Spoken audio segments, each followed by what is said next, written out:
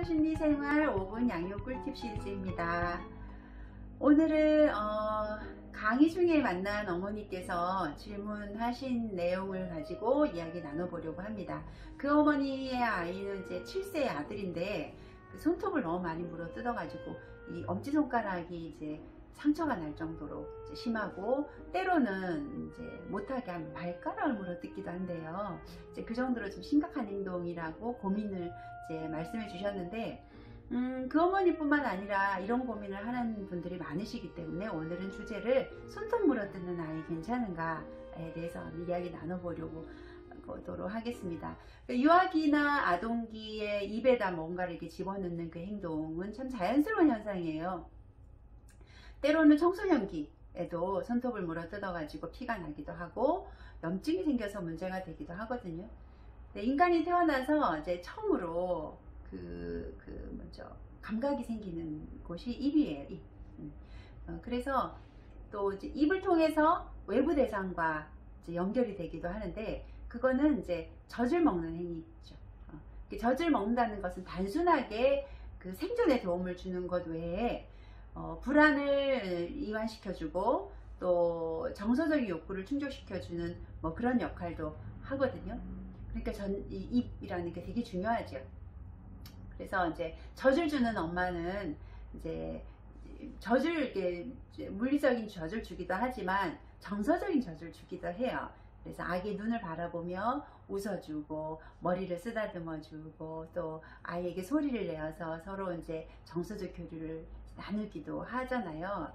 근데 이제 분유를 먹이더라도 우리가 이제 아기를 이제 가슴에 가장 가까이 닿도록 하고 눈 맞춤을 하고 또 이제 소리의 접촉을 뭐 이렇게 옹알이도 받아주기도 하고 뭐 이렇게 하라고 하잖아요.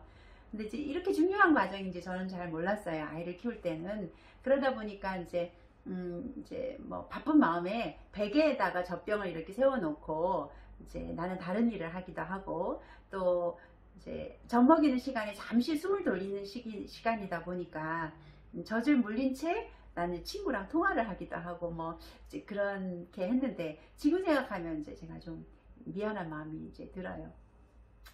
초기 유아기에는 이제 유일한 욕구 충족의 방법이 입을 통해서 이루어진 건 이제 이해하시죠? 그래서 아기들은 엄마 젖뿐만 아니라 모든 게 이제 손에 닿기만 하면 다 입으로 이제 가져가서 빨잖아요. 우리 아이 중에 한 명은 이제 면 손수건을 그냥 입에다 이렇게 물고 자랐었어요. 툭 하면 이제 지가 졸립거나 뭔가 심심하거나 하면 면 손수건을 하나 나중에 이제 던져주면 그걸 이제 입에 넣고 이제 빨고, 또 우리 딸은 얇은 이불을 아예 가지고 그 이불을 막 부비면서 빨고 뭐 그랬어요. 이거는 엄마라는 대상으로부터 새로운 대상으로 옮겨가는 중간 단계다 해서 중간 대상이라고 부르는데, 그 중에 한 가지가 자신의 손가락이에요. 그러니까 아기가 엄마 젖이 그리워. 그래서 막 울어. 그러면 때로는 엄마가 즉각적으로 달려오기도 하지만 이제 연령이 조금 높아질수록, 개월수가 높아질수록 엄마가 달려오는 속도가 좀 늦어지잖아요. 그럴 때 이제 내가 원할 때 즉각적으로 달려와 주지 않고 즉각적으로 욕구 해소가 되지 않을 때 아기는 스스로 방법을 창조해내는데, 그것이 자신의 손이에요. 손을 엄마의 젖꼭지 대신에 입에 넣고 빠는 거죠. 이게 제 맘대로 자기 맘대로 되는 거잖아요. 생존을 위해서 최선의 창의적인 방법을 만들어내는 거예요. 그러니까 이제 엄마 젖의 대체물이 바로 손가락인데, 손가락을 입에 넣는다는 것은 엄마의 젖이 필요하다 뭐 이렇게 이해할 수 있어요. 그러면 아동기와 청소년기에 이제 성인도 그렇고 손가락을 입에 넣는 행동을 그러면 어떻게 보아야 될 것이냐, 그건 일단 뭔가 불안하거나 욕구가 결핍되어 있다 라고 이해할 수 있어요.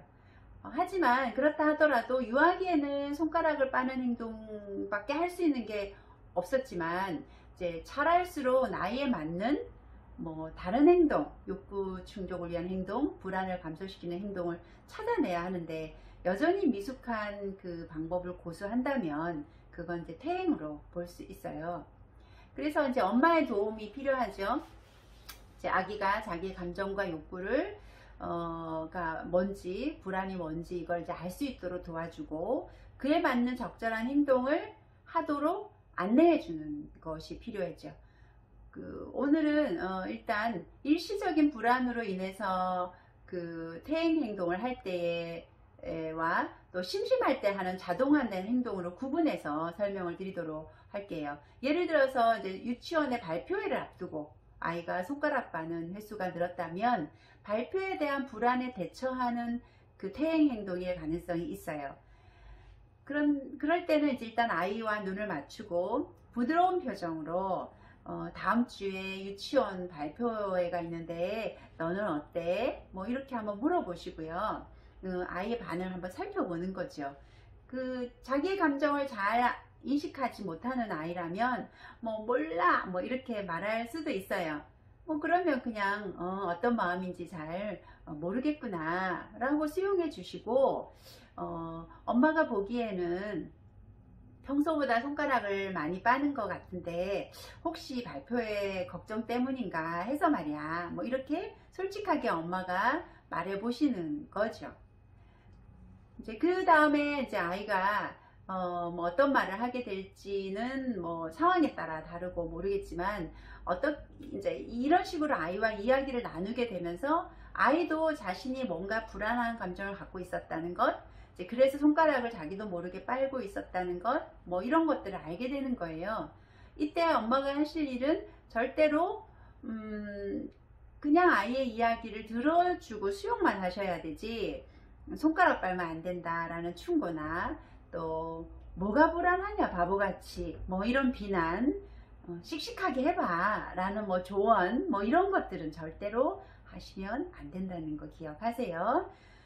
그리고 불안한 감정을 그대로 수용하고 아기 젖을 주듯이 정서적으로 따뜻한 반응을 해주세요.